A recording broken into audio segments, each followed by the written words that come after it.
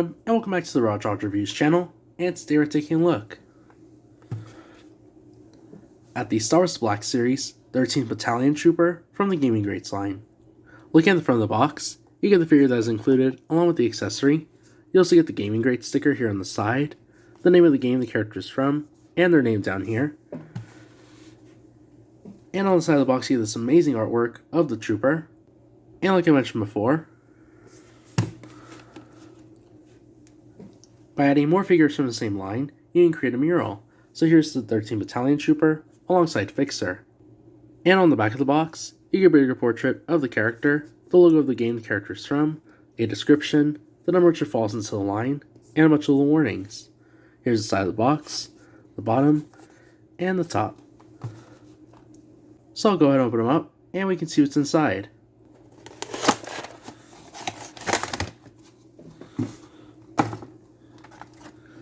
Here he is, out of plastic. And here he's out of the box. And looking at him up close, he looks really neat. I love the paint job on the armor. Looks very nice and clean. And he looks really cool. And I'll go ahead and review from top to bottom. Look at the helmet. It looks very nice. I love the paint job on it. And it's very clean. And it also comes in this like mustard color. He has this arrow here on the bottom of his chin. He has some color here on the sides. And here on top, he has some lines. And of course, he has some black in the visor. He has some gray here in the back. And going over articulation, he does have a joint here at the neck, as well as the top of the helmet. So here's side to side, all the way back, and all the way forward.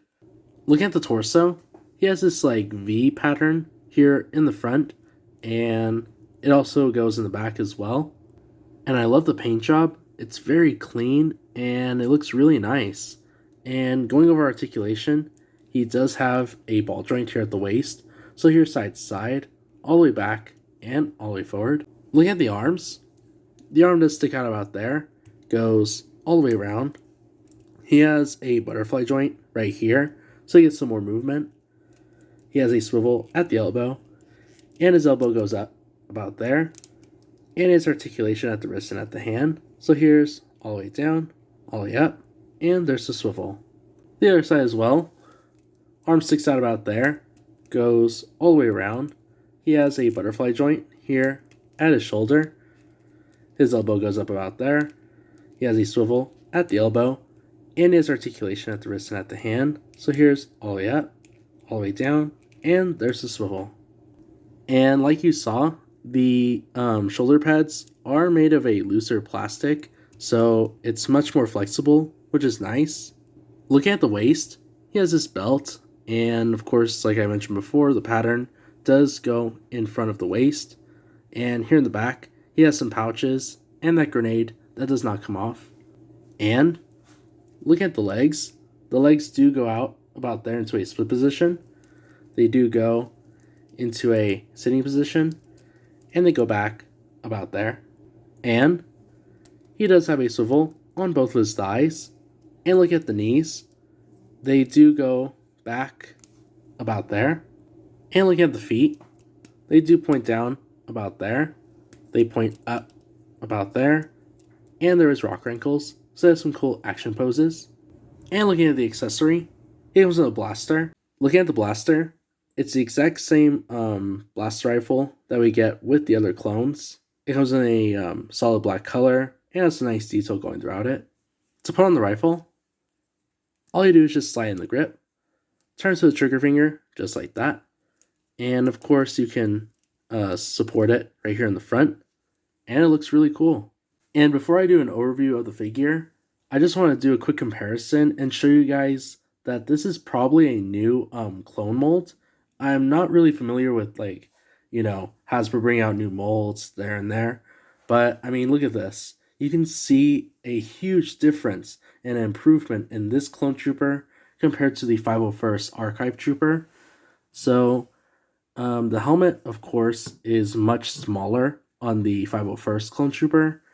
And I don't know, this one feels more natural. And of course, there is some slight differences in the armor. I do notice that there isn't much of a gap anymore, or like this weird curve in the thigh area. So that's really neat.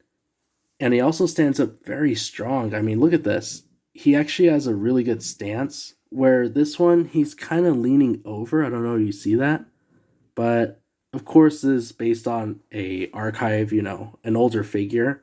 But it shows the improvement. It's really good.